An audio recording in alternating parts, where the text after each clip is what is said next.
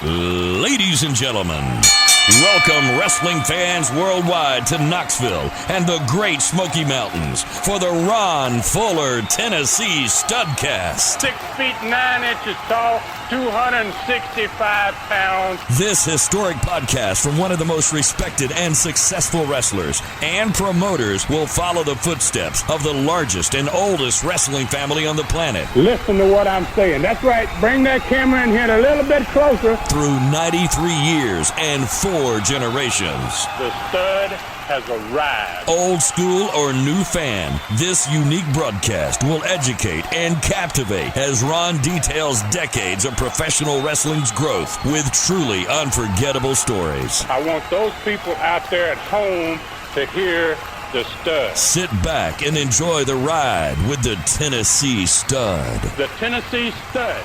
You will learn that name. You will remember it. And now, the stud is here. Hey everybody, welcome in. It's David Summers hosting another Studcast with the Tennessee Stud, Ron Fuller. It's the story of wrestling in America, as told by the stud, whose family started the profession 100 years ago. So now we step back into the ring and back into time. We get wall to wall and treetop tall with the Tennessee Stud, Ron Fuller. All right, Ron, have you settled in after the holiday period? Oh yeah, man. Finally got that behind us, and into another new year. And wow, everything is cool here. Nice weather, beautiful, and looking forward to this one today, Dave. We're about to start telling a story, a real story, a real life wrestling story that goes along with all the televisions and all of the cards that we've been talking about. We're about to get into some heavy stuff at this point. After reading the title for this Studcast, number 282, I can't wait to get into this episode, Ron. This episode is called The 1979 Nightmare Begins. We've already been talking for a few weeks about your challenges in 1979 and it being the most difficult year of your wrestling career. Studcast are now covering the year of 1979, of course, almost exactly 44 years ago to the day we are recording this. And obviously, judging from the title of this one, the year starts to develop problems like right away. Well, that's kind of an understatement, Dave. So it began actually in the second week of 1979 when my brother called me from Pensacola, which was the home of Southeastern Gulf Coast territory. And, we were talking quite regularly, but he called me to tell me about something that had been going on between him and my father. And normally, I would wait till later in the Studcast to talk about this subject. But this news and this telephone call was so immediately concerning to me, I think it's going to be extremely interesting to listeners out there today. So let's begin today with the news. Weekly, the news segment that I'm going to be doing in all the Studcasts for quite a while now. It's called the Doomsday 1979 segment. So everybody can see this is going to be the first example of how life was about to dramatically change for me. And really, that sounds kind of, very ominous, Stud. So where do you want to start? Well, how about we start with something good here, man, because the rest of it ain't too good, I don't believe. So the fact that, we'd been successful with the Southeastern Knoxville in the first 4 years I'd been there, had great success, obviously, in the last 2 of those for sure. And we were also successful in the first 10 months of Southeastern Gulf Coast. So that success combined with what was going to happen next in 1979 was basically going to make this entire year an even bigger shock for me, man. So Southeastern Knoxville, the second week in January 1979, that territory was not a problem at all. And it wasn't going to become one for about another 5 months. But Southeastern Gulf Coast was going to be in real trouble first. So in the second week of January 1979, I got a call from my father. And actually the call was from Rob, but it was about my father, and it was concerning the conversation that he had recently had with my dad. So when he admitted he had several recent conversations with our father, who explained what bad shape he and his partner, Jerry Jarrett's Memphis territory, was currently. They were having trouble. We'll get further into that as we go along here. So Rob said that basically my dad had offered him a job booking there. That they had been talking since the first part of December of 1978, about a month prior to this conversation. So that was a real no-no in the wrestling business. You didn't interfere in any way with bookers in other guys' territories, especially without getting permission from an owner to talk to those bookers. So Robert said he had been offered a very good deal to take the job, but he didn't really want to leave Pensacola, especially since he was part owner of the company, and we were experiencing such great success at that point. What he didn't tell me on this call was that he had already taken the job and now had been asked about the status of some of the tremendous talent we had there. Okay, so it sounds like you're getting your grass cut this morning, Stud. Yeah, doesn't that figure, man? When you're ready to record, man, you gotta expect the worst. Let's roll it, and then an airplane flies over. I thought it was an airplane to begin with. All right, but back to the serious stuff you're talking about. That sounds like some extremely bad news, and I'd say because this involved your father, it made it an even more difficult thing to deal with. Well, that's kind of another understatement, Dave. Yeah, I always had kind of a big heart, man, and especially when it came to people in trouble in the wrestling business. Especially in this case, it was my own family. So this instantly put me kind of between a rock and a hard place. I naturally wanted to help since I was so familiar with what it was like to operate in the down territory. I'd been through it, for a couple of years. So I'd been there myself for 2 years, basically, as an owner, and I also had experienced the territory in Pensacola that was dead 10 months ago and was now drawing more fans per week than the Knoxville territory. So I also knew how quickly things could be turned around if it was done properly. So I wanted to help, man, but I had only been back in Knoxville for a couple of months. I'd been living there again. I'd gone home. And because I needed to, I had a new booker there. And I really needed to stay there as much as possible. I didn't know much about Bob Roop's experience as a booker, and I didn't know how he dealt with the wrestlers. And that was important things to be aware of. You got a booker, you really need to trust what's going on. So then Bob Armstrong had been in the Southeastern Gulf Coast territory for almost a year at this point, since the day we opened, and he would have been the perfect candidate for booker in that territory to take Rob's place.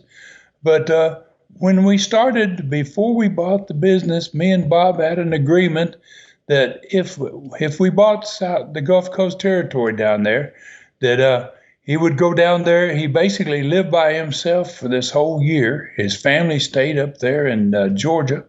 And I made an agreement with him that if he stayed there for close to the first year, then I would send him back to Knoxville at the end of that first year so that he could be closer to his family in Georgia, which was quite a bit closer to his family in Georgia than Mobile and some of the cities we were working in. Yeah. So, in fact, Bob was on the Sunday afternoon Southeastern Knoxville card that we're going to be talking about in this Studcast in a few minutes. So on top of all that, I had the situation with Bob. Now he's got to go back to Knoxville. Rob's wanting to go to Memphis. If I let Rob go to Memphis to book and wrestle there, I'd have to find another booker for Southeastern Gulf Coast, and I mean right away. And that's not an easy deal. Well, you were right earlier when you said this Doomsday 1979 weekly segment was going to be very interesting for fans. It's easy to see how you were caught in the middle between looking out for your own company while trying to help your father's business and giving your brother a great opportunity at the same time. You had a lot of irons in the fire. So what did you do? Well, I gave my consent, man, to my father and Jerry Jarrett to work out an agreement with my brother to become their booker. I also offered to work in Memphis for them some, as much as possible, I told them. In that one town, it was on Monday night. I figured I could probably make that happen. And besides that, I'd been a big star in Memphis in 1975. I was the Southern heavyweight champion there for about 7 months straight, and I worked Memphis every Monday night. So it was what came next, man, that really frustrated me the most. But before I go any further, I want to kind of get our regular Studcast started, man, and hopefully we can get back to this problem a little bit later. Okay, so this really is really fascinating stuff, Stud. I can't wait to hear more Doomsday 1979. So on the other hand, where do we ride today? How do we get started today? Well, we're going to go into one of the best cards in Knoxville history, man. In this one, Bob Armstrong and several other stars from the Gulf Coast territory are going to be coming to Knoxville for a special card on January 7th, 1979. It was the first Sunday event in the Knoxville Coliseum.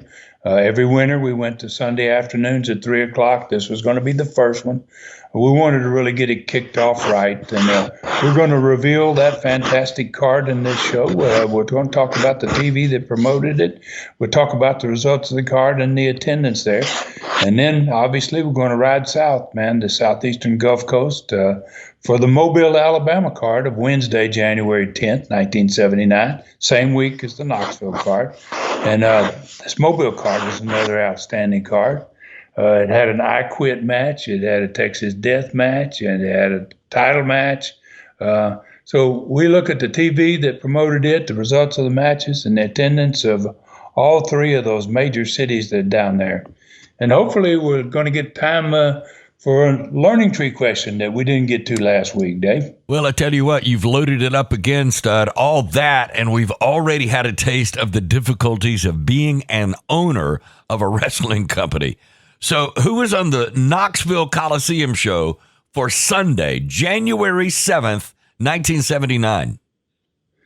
Well, Butch Malone, who had been recently come back, hadn't been there in about 2 years, and Jim Dalton, they were opening up the afternoon, and they were the first of 3 tag matches that was on this card.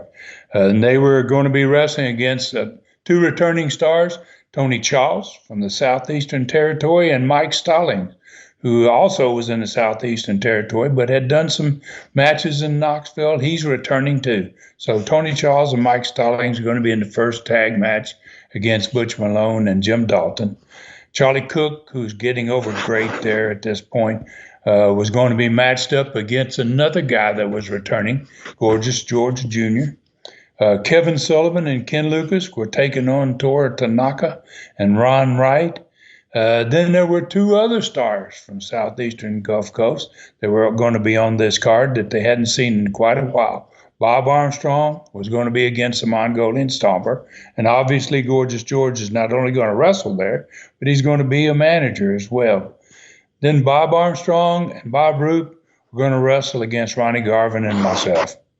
The main event on this one was an annual event at this point, a 20-man, 2-ring, triple chance battle royal, had $10,000 going to the 2 winners.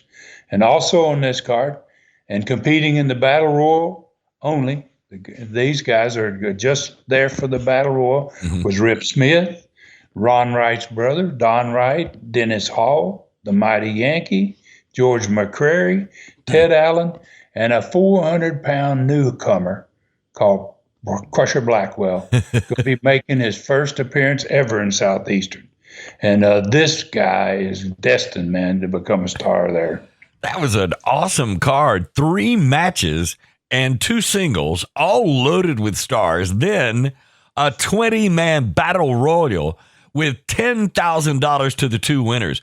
I didn't notice one name being there. One name I missed, Rod. The great Malenko. What was up with him? Where was he? Well, although, he looked great, Malenko was getting up in age a little bit. And, as we got older, man, in the sport of wrestling, you ended up having a few injuries, seemed like all the time. And Malenko needed some time off to kind of heal, man. He had a long run. So he went home to Tampa, where he was living. He stayed there for 6 weeks. He's not going to be on a card for 6 weeks. And but he had a major part in the group that was responsible for bringing in this new guy, Crusher Blackwell. Okay, so with this huge card and a large number of wrestlers on it, how many wrestlers were on the TV the day before this gigantic card, setting all this up? Well, for the first time ever, man, in Southeastern, we got a record number of wrestlers were on this TV show that was coming up. We had 4 tag team matches in one show, 16 wrestlers in all were on that TV.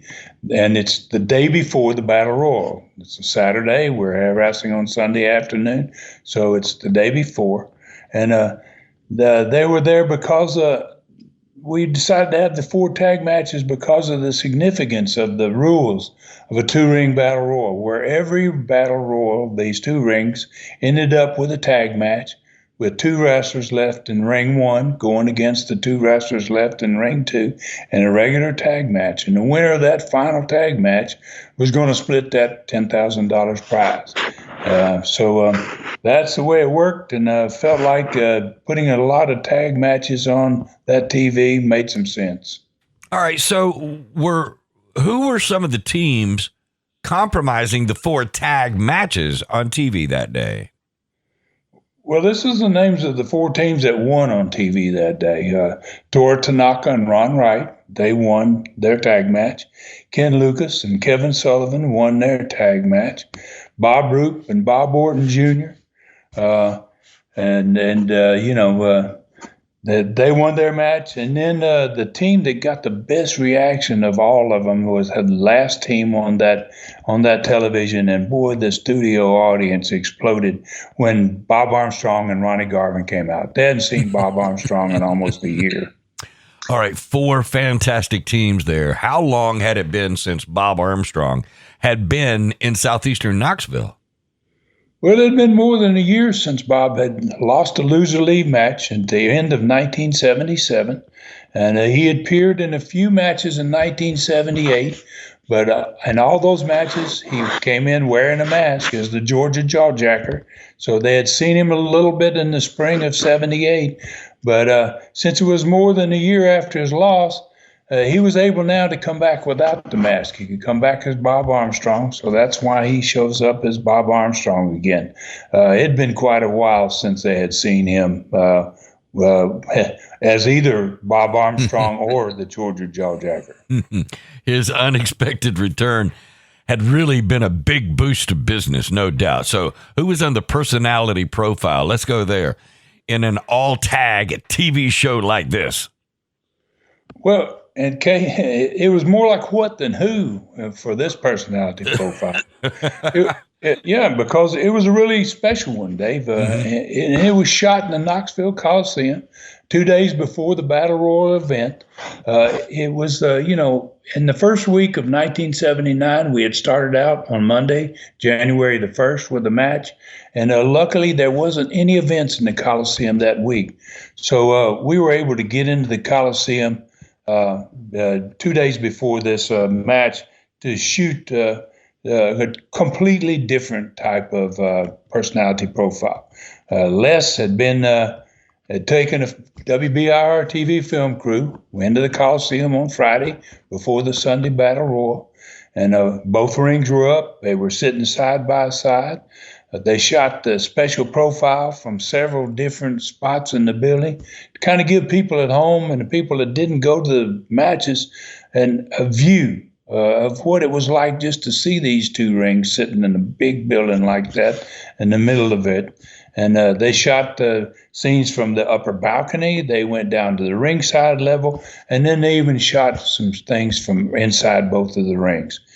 Basically, it was a tremendous exhibition and an in-depth explanation by Les of what a 2-ring triple chance over the top rope battle royal was all about.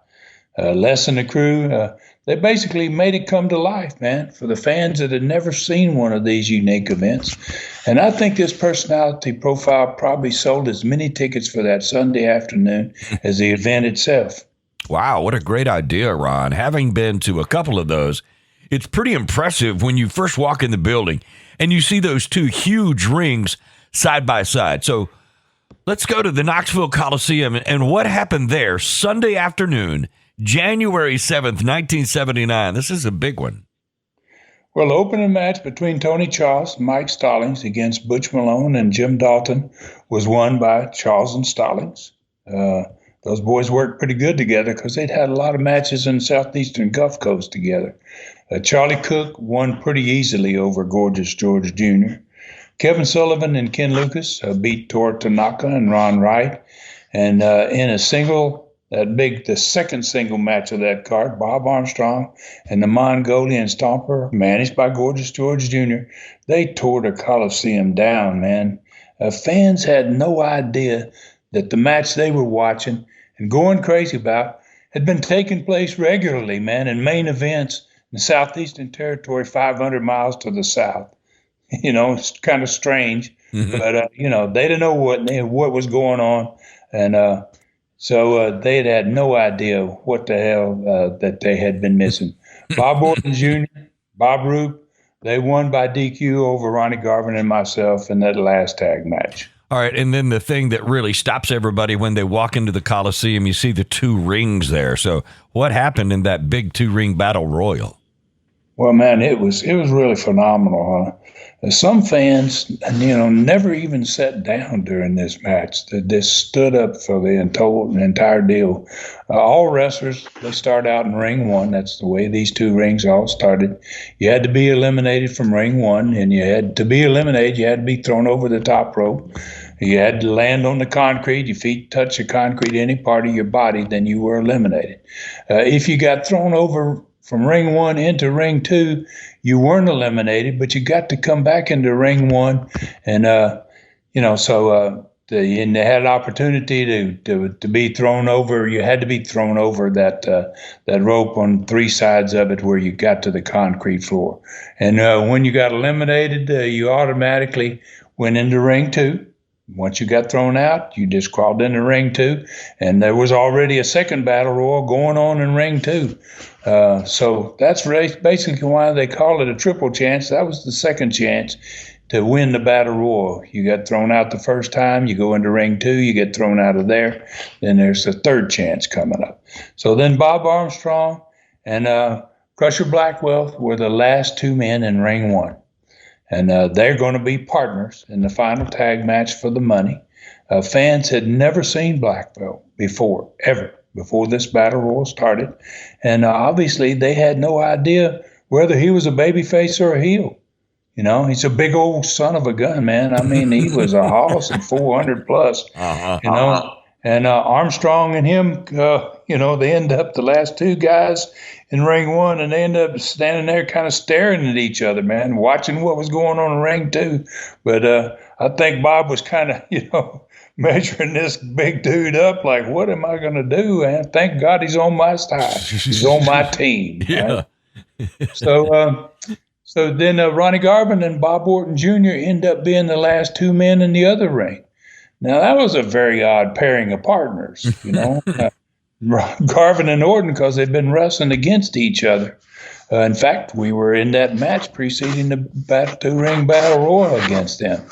And so they entered ring one. The guys in ring two came over into ring one, and they start the tag match.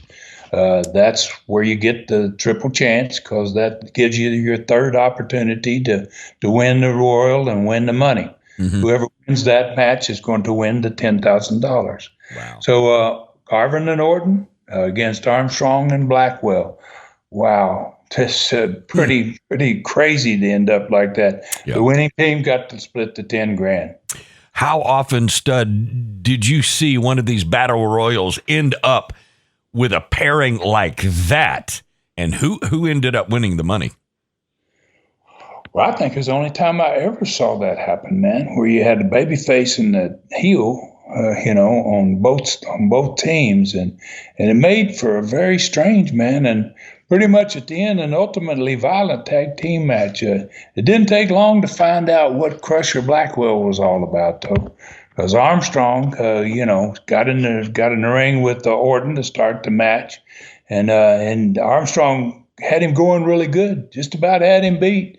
In fact, he put the sleeper on him and he had him down, and Blackwell reached over the rope to tag in, so Bob tagged Blackwell out, and Blackwell came into the ring, and then he refused to cover Orton. In fact, he grabbed Orton by the arm and he drug him across the ring to Garvin's corner, and then he just left him there. And basically for Garvin to tag in. He ain't going to beat him. I'm not going to pin him, right? So Bob came across the ring and he got in Crusher Blackwell's face, and boy, they had some words there. Bob couldn't understand. Hey, what's this all about? And then so Bob, he finally turned around and he headed back to his corner, and Blackwell attacked him from behind, man. So everybody in the building then knew what Blackwell was all about. And so Garvin came on in the ring. Why not? Garvin and Orton still kind of laying there, and he went after Blackwell. When Orton got up, he tore into Garvin and Armstrong, and wow, that Coliseum ignited, man, and it stayed on fire. That building stayed on fire for the rest of that match. It turned into a really nasty brawl. What it turned into, the biggest fight of the night, and was between both sets of those partners, and it just seemed like it went on and on. Referee was trying to get control of it. He finally got knocked down by both members of both teams, and he stopped the match. He disqualified both teams. With the Coliseum fans were still going crazy, and now they didn't have a winner. There wasn't going to be no winner for this battle royal. So Blackwell and Orton left the ring, and then Garvin and Armstrong stayed, and they were asking about the money. Man, who's going to get the money here, right? So, there was a little bit of a confusion in there for a few minutes, and the referee finally went and had the announcer tell the fans that the $10,000 prize money was going to be held up until Southeastern Commissioner Don Curtis would make a decision on what kind of match there was going to be there to settle it next week, and to see who was going to get the money. All right, what an ending to a great afternoon of wrestling. So what was the attendance? It was a tremendous card, man. As you mentioned earlier, it was on the first Sunday afternoon of the winter season, and wow, it was massive. The Coliseum figure was 5,600. Basically, it was a total sellout. There was no empty seats, and the people up front told me that they thought they probably turned away at least 2,000 people. They couldn't get in. All right, what a great beginning to this Studcast, and a perfect place for a break. So let's do that. And when we return, we're going to find out what was happening in the other territory, Southeastern Gulf Coast. That's coming up on this Studcast. Okay, Stud, and on this break, let's talk about your home on YouTube. It's called Southeastern Rewind. And coming up very soon, the 21st is a Saturday. You've got your first ever Ask the Stud show that you're going to be doing on YouTube. Tell us about that. What's that going to be like? Oh, geez, man. The thing that's really impressed me, Dave, is the questions. It's a question and answer show. I love doing those. I haven't done one of them in a long time. This one is exclusively on YouTube, Southeastern Rewind.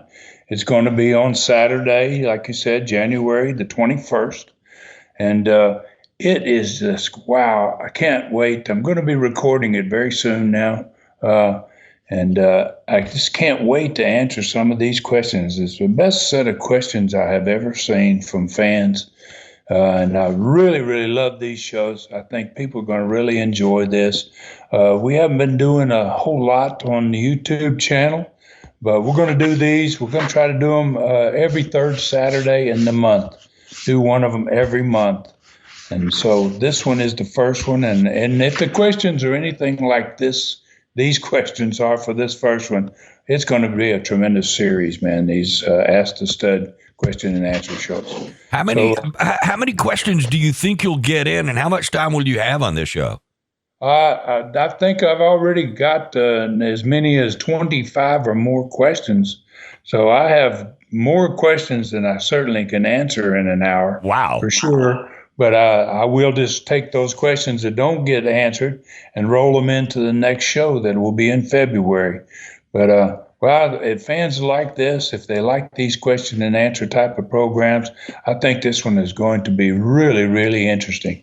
It's a little bit of everything, and it comes from so many different states in the country. Mm-hmm. Pretty amazing where all these people are asking these questions from. And it means you really got to be on your feet if they're hitting you with all these questions. So you got to be prepared. Yeah, I love doing these.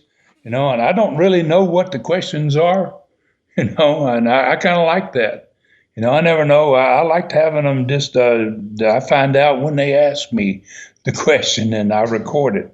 So it's a lot of fun for me, and I think it's going to be great fun for the fans out there. Cool. All right. That's going to be fascinating on YouTube, Stud, on Southeastern Rewind. All right. So we're now going to ride into Southeastern Gulf Coast in the second half of this Studcast. From what we all learned in the early part of this Studcast, there were big changes coming there also. So what card are we going to be talking about for there today? We're going to focus on the card in Mobile, Alabama, which is the big hoss, man, down there in Southeastern Gulf Coast. It's a card of Wednesday night, January the 10th, 1979. And it's basically just 3 days after the event we just finished talking about in Knoxville. And if fans remember last week, we had 2-ring battle royals in all the major cities down there in Southeastern Gulf Coast. No 2 battle royals ended up with the same 4 guys in the ring. So they all ended up with different people.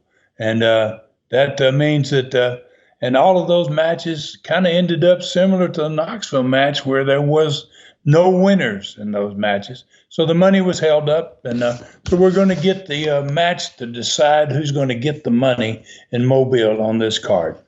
So the opening match for the card, Mobile, was the hometown boy there. Really good young wrestler, man, a good-looking kid, Ricky Fields, son of Lee Fields, against Ken Dillinger. Terry Gibbs was going to be taking on Gorgeous George Jr. Then there were 3 main events: a Texas death match with Tony Charles versus Dr. D, David Schultz, a special 6-man tag with Robert, Jimmy Golden, and Norvell Austin, facing Don Carson, the Assassin, and Billy Spears.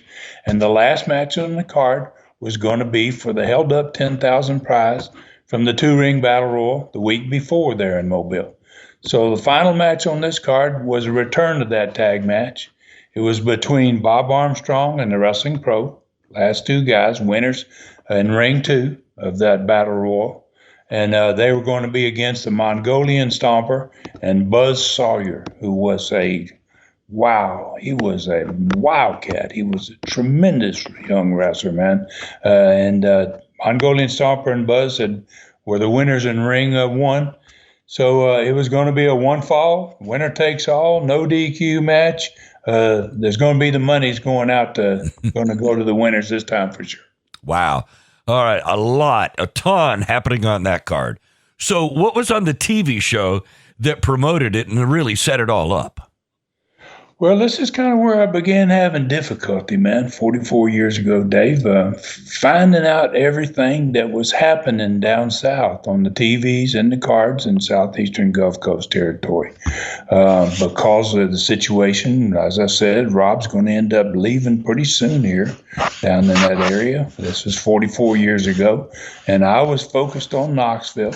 I had that new booker, Bob Roop. I wanted to get an idea of what kind of job he was doing. Like I said, Rob was going to be leaving the Gulf Coast, and so was Bob Armstrong, who had been there for almost a year since the start of Southeastern Gulf Coast. So there's a lot of changes coming down there in the South.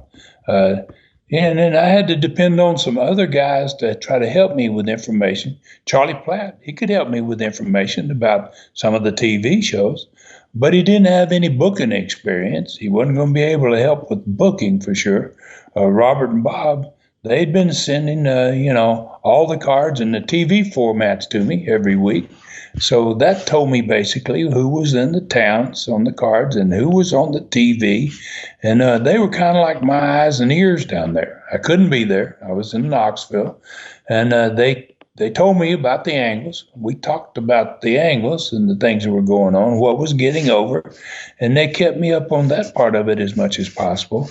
But they were going to soon both be gone down there. And I was going to, at that point, start losing touch with the Angles and with the talent and with the things that had been making us money. I mean, it was a pretty big concern of what may be going to start happening down there. In the early part of 1978, my cousin, Roy Lee Welch, who was another partner with me in Southeastern Gulf Coast, and he had been, I know fans, if they think back, in 1977, he became a big star in Knoxville. Did a lot of matches with Joe LeDuc as his partner, and so he was the first partner in the company to move to Pensacola. He had actually already moved there in early 1978.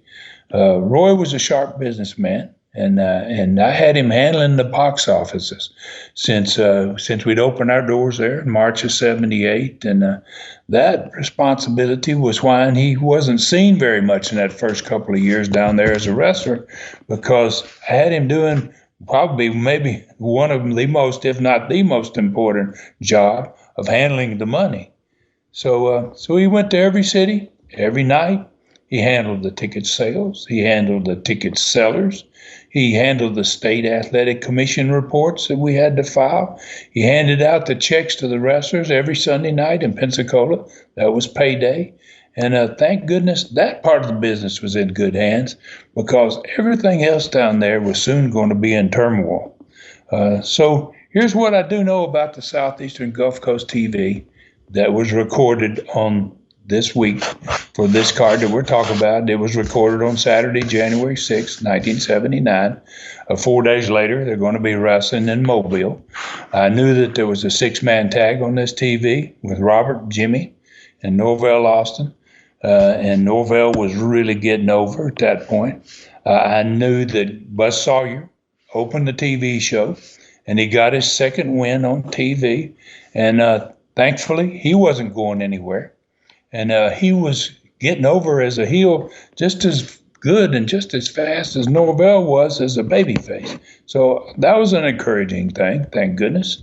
Mongolian Stomper was on the card, and that gave him another opportunity to do what he normally did, to panic that studio crowd. And Bob Armstrong told me he certainly did. He said he drove them all out of the studio again. So then both the Stomper and Bob were in all the return Battle Royal money matches. Those two guys were one of the two on each team that was in all those Battle Royal finishes on the final part for the $10,000. They had a different partner in each of the markets, in each of the four markets. And because of that fact, interviews could be made individually, had to be made individually for each market by the four guys that were left in those battle royals from the week before, and it depended on who those four guys were as to who cut those interviews for those big money matches at the end of that card in the three markets down there. Personality profile for this show was with Don Carson, the Assassin, and their manager Billy Spears.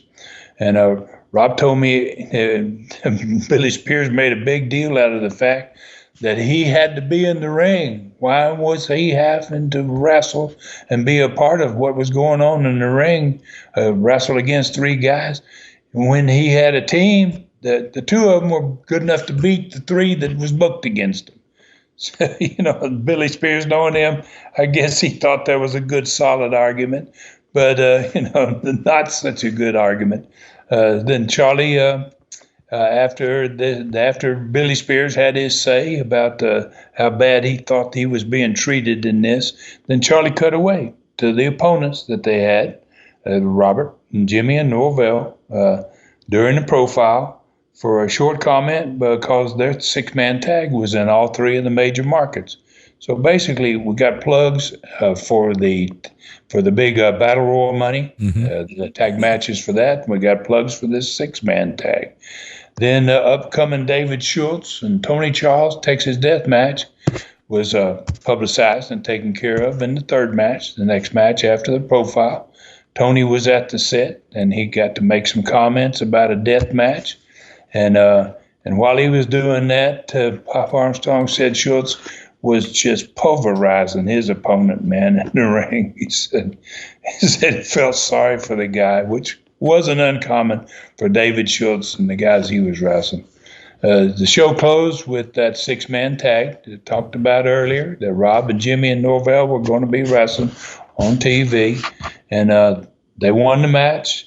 Norvell was the actual winner, and he used his diving headbutt to put him away, put the other team away. That's always fun to see. All right, so that was a really good TV with every match on the upcoming card covered. So how about the results of the Mobile card 4 days after this TV? Well, knowing the situation with the Memphis territory, and that soon Rob was going to be leaving and going there, and Bob Armstrong was going to be headed back to southeastern Knoxville, it was very important to push those guys that are going to be staying. Ricky Fields, in that first match on that card, was a good worker. He was not just over in Mobile because he was born and raised in that town. He was over in the rest of the territory, and so that was going to put him on some cards to take the place of Rob and Bob and some of those big stars that were leaving. And he was extremely popular, obviously, in Mobile. He won his match against Ken Dillinger. Terry Gibbs was also a great young talent. Wow, a good wrestler, man, and great-looking kid, good body. And he had the ability to be able to be used up and down the card. That was going to be necessary because we're losing 2 top stars there pretty quick. And he won his match, beat Gorgeous George Jr. Then in the Texas Death Match, it was between 2 great workers, man. There ain't no doubt about that. Tony Charles and David Schultz, wow.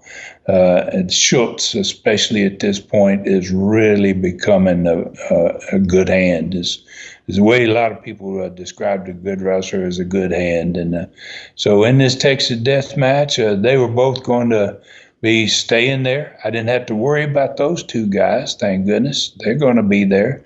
And wow, this Texas Death Match, both guys ended up bleeding. It was a bloody match, man. And since it was in Mobile, it was the kind of match those fans loved, man. They loved that blood. And then, Tony Charles won the match, but David Schultz looked just as strong as Charles did, man. It's like there was no winner in the match, but there was actually 2 winners, maybe. So then Don Carson, the Assassin, and Billy Spears, they won the 6-man tag over Robert Fuller, Jimmy Golden, Norvell Austin. Rob was the guy that lost the match, and he lost it. It had something to do with Don Carson loading his glove. Obviously, Carson's glove was the big thing, just like it had been in Knoxville for years. And there was going to be a championship tag match between Robert and Jimmy and Don Carson and the Assassin in the match next week. Because the heels won this one, Rob and Jimmy are the champions, and it's going to be a big tag match in all 3 of the big cities the next week for the Southeastern Tag Championship. Bob Armstrong told me the final match for the $10,000 in Mobile in particular was much better than he had even expected it to be. And in that one, the Stomper and Buzz Sawyer, Bob had been partners with the Wrestling Pro, which, he had not had any matches where the Wrestling Pro was that high up the card.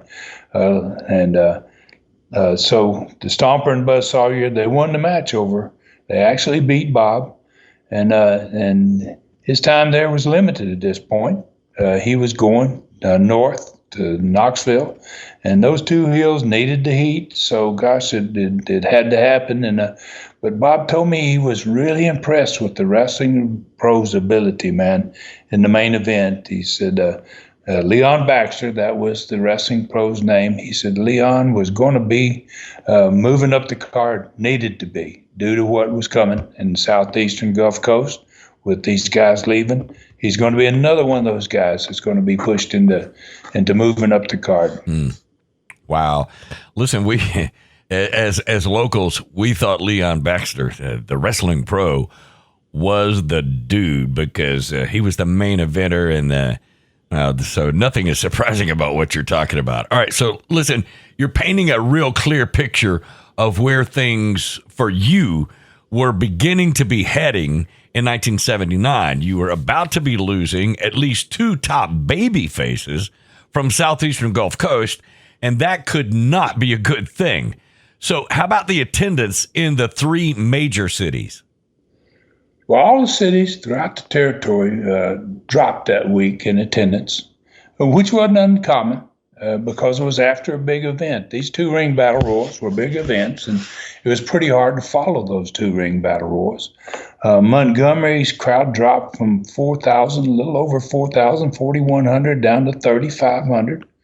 Mobile went from 5,600 down to 4,900. And Dothan dropped from 4,800 to 4,200.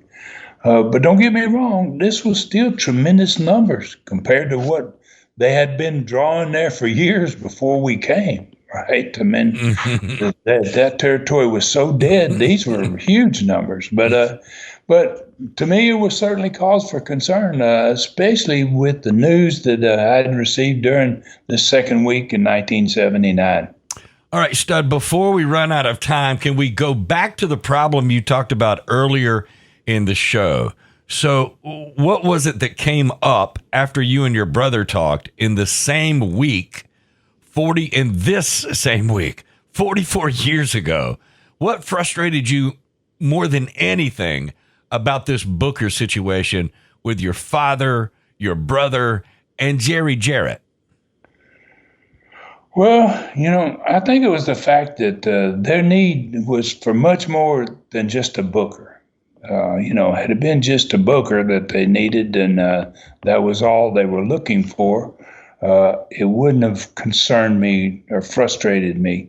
But they wanted a booker plus some of our Southeastern talent, man, that had built not only the Knoxville territory, but also was now rocking, man, the old Gulf Coast territory down there. So sure, we were doing very well in both the territories, but giving up a creative booker that had been with me for 3 years and several fantastic top workers, man, was asking a lot. And if I agreed, it was going to greatly affect both territories. And it was time basically for me to talk to my father myself. Okay, Ron, it's pretty evident that what we're discussing here today is real wrestling history, no doubt, that hardly any fans have ever heard. All right, we are going to get a learning tree question in today. Can you believe it? But can you quickly tell us about that conversation you had with your father early January 1979? What was give us the insight on that. Okay, and so my father and I, Dave, had a very strange relationship, especially after we tried to make a deal with Eddie Farhat, the Sheik, to buy his Ohio territory in 1977. And I'd been looking for basically a down-and-out territory, a second territory in 1977, because I'd had such success in Knoxville with Southeastern, and I thought I could duplicate that success if I just had another territory. And my father, came along about that time, and, he was wanting to get back involved in wrestling. And, he said, I'd like to partner with you, and we'll do that second territory. So we focused on Ohio. But the deal fell through with Ohio. I'd already been looking at the old Gulf Coast territory while we were looking at Ohio, just in case something like that happened, that it did fall apart. And that that the old Gulf Coast territory was really down and out, like Ohio was.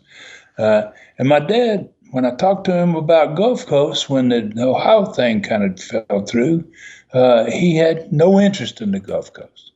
And we spent a lot of time in 1977, and I soon realized that our basic ideas, man, for running a wrestling business, different quite a bit. We didn't really see the way to grow wrestling and the way to do it in the same way. And so when the Ohio deal fell through in December of 1977, 2 weeks later, I bought the Gulf Coast territory.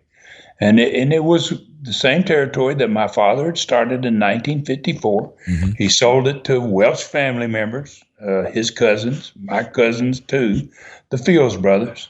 And they had purchased him from him in 1959. And I don't think he had any interest in building that Gulf Coast territory again. My dad was the type of guy, he liked to take dead territories, turn them into monster successes, sell them, and move on. And he didn't want to go back, I don't think, to try to do it again in Gulf Coast. So in early 1978, my father, Roy, died. And my father inherited my grandfather's half of the Tennessee territory.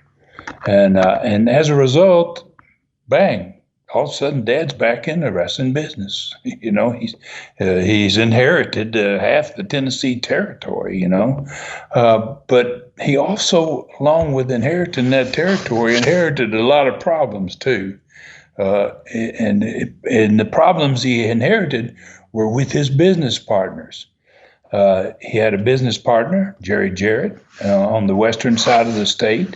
And Jerry's inability, man, to get along with Nick Goulas, who was running the eastern side of that territory, it just left my father, and he was kind of trapped in a very unique wrestling war in a way between two partners, and my dad owned half of both sides of those territories, and so it ended up affecting the entire territory, both sides of it, and business began to drop like crazy because of this situation between Jerry Jarrett, Nick Goulas, and my dad kind of in the middle. So my dad and I, we had this conversation, one you asked about, Dave, and it was early January 1979, mm-hmm. and we had made, we'd made a huge success of the old, basically dead Gulf Coast territory mm-hmm. that, he wasn't interested in. He knew that it was successful, but he didn't want to be a part of it. Now he was in a different situation. I think my father was also upset a little bit that my grandfather's lifetime of work was starting to fall apart. I mean, my grandfather had made that Tennessee territory, and it wasn't just in Tennessee. It was in Arkansas and Missouri and Mississippi. It was in so many states in the South. It was a monstrous territory. And my granddad spent a lifetime building it, and now it was just falling apart right in front of Dad's eyes. So both sides of the Tennessee territory weren't doing very well. The eastern side was mine, Southeastern, and it was. And, all these constant arguments were going on between his partners. I kind of felt sorry for him, and I think that probably was a mistake in the end for feeling sorry for him in a way. But I knew that he'd already offered Robert the booking job, and I'd made up my mind that that wasn't a problem. But then when he asked about the other wrestlers and how many of them I might be able to send to Rob, it was like, whoa, So that's kind of where I guess we ought to end today, Dave, when we're talking about this 1979 Nightmare Month, and I kind of want to get to this learning tree question because we didn't get to it last week. So next week, we can start with this question again, basically, this same subject. And also in the segment next week, we're going to begin the search for a booker, man. Okay. All right. So we're going to hold you to that. Got to hear the rest of this story. All right. So here's the learning tree question, Stud. it kind of fits with what we've been talking about lately. Edmond Washington, Memphis, Tennessee asks, I've just been learning about your Southeastern territories and your family. How did the Southeastern Knoxville territory compare to the Memphis territory on my side of the state? Well, geez, man, that's a great question. I love that one. Mr. Washington, I think it was his name. This goes right along, man, to what we've been digging into today here in a way, So I'm not sure exactly here. I'm a little confused about exactly what he wants me to compare between the two territories. But I do have some history there. The Memphis territory, like I said, I worked there quite a bit. Actually, I've had one of my first matches ever in Memphis, and so I got some history. I know the cities in that Memphis side of the territory, Memphis side of the state, the building sizes, and I can probably compare some of the payoffs. So let's start with the Southeastern Knoxville. And we'll use this same 1979 time frame, and we'll try to compare Memphis territory to Southeastern Knoxville. So Knoxville, and in the case of Knoxville, it was the largest market in the Southeastern Northern Territory. And the size of the population of Knoxville and its surrounding areas in 1979, 1980 was about 180,000 people. The second largest market in that territory was in the Tri-Cities, which was 3 cities up there in the extreme northeastern part of the state, Kingsport, Johnson City, and Bristol. And those 3 cities combined probably only had about 100,000 people. The remainder of the territory basically had a lot of smaller cities from 15,000 to 30,000. They were located in Kentucky and Virginia and Tennessee. So we didn't really have a lot of people to deal with. Knoxville's Coliseum was the largest building in that territory, and it would hold somewhere between 5,500 and you never got to put 6,000 in it, or they never said there was 6,000 in it. I think sometimes we put more in it than that, and they didn't want to admit it. They didn't want to let people know that they had put that many people there. So the next largest building was the Hazard, Kentucky, had a building of held about 4,000. The Tri-City buildings held close to about 3,000, just under 3,000. And a lot of times we would go over 3,000 because, we'd have to turn away 1,000 or 2 anyway. So we would pack them as much as we could get away with. And then all those smaller cities had mostly gymnasiums. And those gyms held anywhere from, 1,500 to some of them over 3,000. Some of them were pretty good sized gyms. So let's talk then about the size of the Memphis territory and what they had going on. So the Memphis territory had basically 3 major markets. Memphis and its surrounding area was the largest in the state of Tennessee, had about 900,000 people, okay? It had a Mid-South Coliseum that held over 11,000 people, because I had a lot of world championship matches, 3 of them in 1975 with Jack Briscoe. All 3 of them did over 11,000 people. Louisville, Kentucky, and its surrounding area was about 225,000. The Louisville Gardens held 6,000 people, close to the Coliseum size in Knoxville. The third market they had was Lexington, Kentucky, and it was about 200,000 people. Matches in Lexington, Kentucky was held in a Roop basketball arena. It held 20,000. Yeah. Wow. Yeah. Okay. I mean, they had a whole new ball game going on literally up there in Lexington. They ran another town, Evansville, Indiana, which was a weekly town for them. They only ran Rupp Arena about once a month. But wow, they put a lot of people in there. They did pretty well with it. Evansville, Indiana was another weekly town, but I never work that town of Evansville. I don't know anything about the size of the city or the building because I never wrestled there. But the rest of the territory was like Knoxville, smaller cities and mostly wrestling in gymnasiums.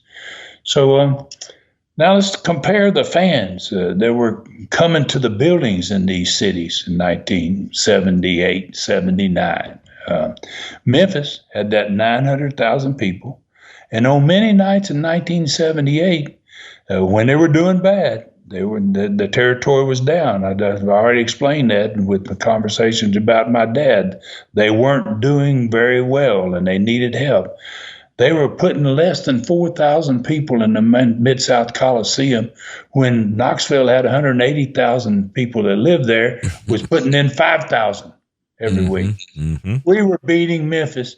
It had 900,000 people. Knoxville had 180,000. So, that's pretty wow. That's pretty amazing. Yeah. Louisville, Kentucky had 225,000 people. And in that same time period, sometimes they had as few as 2,000 of them in the building. And up there in that little Tri-Cities area of 100,000 population, Kingsport, Johnson City, and Bristol, we were drawing more than 3,000 a week in eastern Tennessee. So then in most weeks in the fall of 1978, the Knoxville territory alone had a combined population of less than 400,000 people, and we were drawing more fans each week than the Memphis territory was drawing with 1.3 million people. So, wow, so with less than a third of the population of the Memphis territory, not only were we drawing more people, but our wrestlers were making more money every week than their wrestlers were. No doubt. Wow. Because we're crowds. Our crowds were basically bigger than theirs. So, Mr. Washington, I hope this gives you some comparison of the success, of this Knoxville territory compared to the Memphis territory. And we're talking about late 1978 and starting into this horrible year that we're going to be dealing with, 1979. Memphis was down. We were riding on top of a big wave. And where will I be headed the same direction? Oh, boy, that's an easy story for me after you told that to understand, because what you did with a smaller market and less people, and Memphis, as you said, a much larger market, you activated potential fans way better than what Memphis did. You got the folks in the Knoxville area to spend the money and come to your shows versus what happened across the state. Those numbers are remarkable, Stud, and so is this Studcast, no doubt. I think fans have learned more today about the wrestling business than any wrestling podcast in the world could possibly teach them. I can't wait for the next one. Let's get out there and take on Vince. Who's with me? Let's storm I don't know. All right, so listen, this has been a ton of fun, and listen on Facebook, the fun continues. Go to Ron Fuller Welch, the Tennessee Stud, and follow to participate in the dueling cards pick and TV pick as well. Look for the Studcast number 282. That's this one. Look for the 282 post on all three sites and make your choices with the Stud on Facebook. Do the same on Twitter. Find him on Twitter at Ron Fuller Welch. And if you've not done so already, follow him there too. That's another way to participate. On Twitter, same thing. Look for Studcast number 282. That's this one. Look for that post. Make your choices. On the YouTube channel, Southeastern Rewind. We talked about that earlier. Don't forget to join him for the first special YouTube only Ask the Stud question and answer show. It's coming Saturday, January 21st, this year, 2023. ClassicContinentalWrestling.com is where you find everything that is the Tennessee Stud. His classic old school TV shows are fantastic. There are now 95 Southeastern, 23 Continental, 12 Gulf Coast TV shows available, all in the order in which they were recorded. Hundreds more are definitely coming. That's guaranteed. More than 50 stud stories are there. 6 stars of the sport, 4 superstars of the past, and many episodes of his audiobook, Brutus, plus hundreds of hours of other fantastic old school wrestling. By the way, the stud is reading every page of Brutus, every chapter, and the voices are amazing. All this for only $4.99 per month or $39.99 per year, plus the free 1-week trial is still available. It's the best deal in wrestling. All right, a tremendous show today, stud. So where do we ride next week? Well, we're going to be returning Southeastern Knoxville Coliseum for the held-up Battle Royal, $10,000 tag match money. We'll have a championship tag match in the cage on this card, and we're going to have an 8-man elimination tag match with some more new stars that's going to be arriving in Knoxville. Dick Slater happens to be one of them. The TV, the results of the card, and the attendance are all going to be announced. And then we'll be going into Southeastern Gulf Coast. They have 2 cage matches, and one of those is for the Southeastern Championship. Plus, there's a Southeastern Tag Championship match on that card. The TV will talk about the results of the card, and the attendance for the 3 cities will all be announced next week. And then we're going to get back into the Doomsday 1979 segment. We're going to do it every week. We're going to have some discussions about it, sometimes in depth, sometimes maybe we won't be able to go quite as far in depth. But we're going to find out who the next Southeastern Gulf Coast booker was and how and why I chose him. So I want to thank everybody for joining us today, and please tell your friends and neighbors about us. Take care of yourselves out there and others, and may God bless us all. Boom, there's another one in the books right there. For Ron Fuller in the Great Smoky Mountains, I'm David Summers saying thank you for listening. Find me at davidsummersproductions@gmail.com. This Studcast is a David Summers production for Tennessee Stud, LLC. Thanks for joining us today for this historic Studcast. The true story continues next week. So full Nelson your friends and point them in our direction for another ride with the Tennessee Stud. 1, 2, 3. This is David Summers saying so long from the Great Smoky Mountains.